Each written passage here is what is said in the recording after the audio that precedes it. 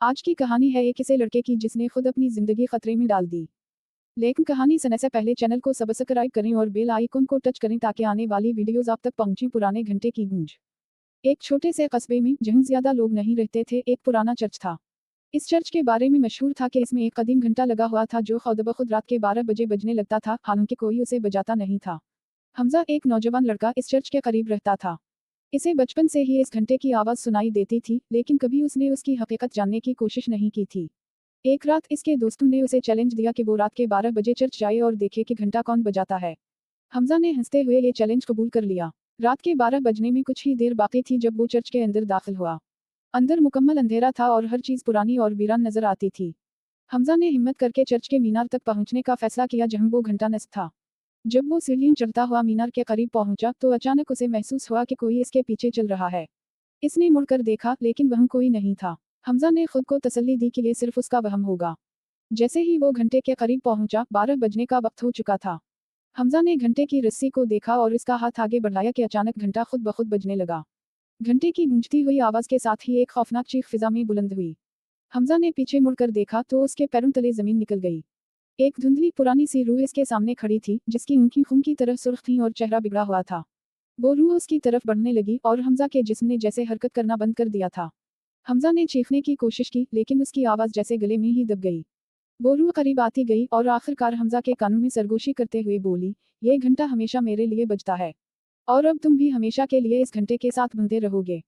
اس رات کے بعد حمزہ کو کبھی کسی نے نہیں دیکھا۔ لوگ کہتے ہیں کہ اب رات کے 12 بجے گھنٹے کی آواز کے ساتھ ایک اور آواز بھی سنائی دیتی ہے جو شاید حمزہ کی چیخیں ہیں۔ چرچ میں حمزہ کی گمشدگی کے بعد قصبے کے لوگ خوفزدہ ہو گئے۔ ہر کوئی اس بات پر حیران تھا کہ حمزہ کہاں گیا، مگر کوئی بھی اس بات کا جواب نہیں دے سکا۔ کچھ لوگوں کا کہنا تھا کہ شاید وہ چرچ سے بھاگ گیا ہو، لیکن زیادہ تر لوگوں کا ماننا تھا کہ اس کا غائب ہونا اس پرانے گھنٹے کی وجہ سے ہوا ہے۔ حمزہ کے دوست جو اسے چرچ جانے کا چیلنج دے چکے تھے، شرمندگی اور خوف میں مبتلا ہو گئے۔ انہوں نے خود کو ملامت کیا اور فیصلہ کیا کہ وہ حمزہ کی تلاش میں دوبارہ چرچ جائیں گے۔ رات کے اندھیرے میں جب چرچ کی گھنٹی بجنے کا وقت قریب آیا، وہ تینوں دوست چرچ کے دروازے پر پہنچ گئے۔ چرچ میں داخل ہونے پر ان کے دل خوف سے بھرے ہوئے تھے۔ ہر قدم کے ساتھ ان کی ہمت کم ہوتی جا رہی تھی، لیکن حمزہ کی مدد کا جذبہ انہیں آگے بڑھنے پر مجبور کر رہا تھا۔ جب وہ مینار کی سیڑھیوں کی طرف بڑھے تو اچانک ایک عجیب سی سرد ہوا چلنے لگی۔ ہر قدم کے ساتھ ان کے دلوں میں خوف بڑھتا گیا۔ جب وہ گھنٹے کے قریب پہنچے تو انہوں نے دیکھا کہ گھنٹے کی رسی ہل رہی تھی جیسے کوئی اسے کھینچ رہا ہو۔ اچانک گھنٹہ بجنا شروع ہو گیا اور ساتھ ہی ایک بھیانک چیخ سنائی دی جیسے کسی نے درد سے پکارا ہو۔ یہ چیخ سن کر تینوں دوستوں کے پیروں تلے زمین نکل گئی۔ انہوں نے دیکھا کہ گھنٹے کے نیچے ایک سایہ سا نمودار ہو رہا تھا۔ یہ وہی روح تھی جو حمزہ کو نظر آئی تھی۔ روح کے چہرے پر غصہ اور انتقام کے آثار نمایاں تھے۔ اس نے اپنے ہاتھوں سے اشارہ کیا اور اچانک ان تینوں دوستوں کو ایک بھیانک منظر دکھائی دیا۔ ان کے سامنے حمزہ، جو اب ایک بے جان اور بھیانک شکل اختیار کر چکا تھا، بندھا ہوا نظر آیا۔ حمزہ نے جیسے ہی اپنے دوستوں کو دیکھا، اس کی آنکھوں میں مایوسی اور خوف نمایاں ہو گئے۔ وہ مدد کے لیے پکارنے لگا، لیکن اس کی آواز میں درد اور اذیت شامل تھی۔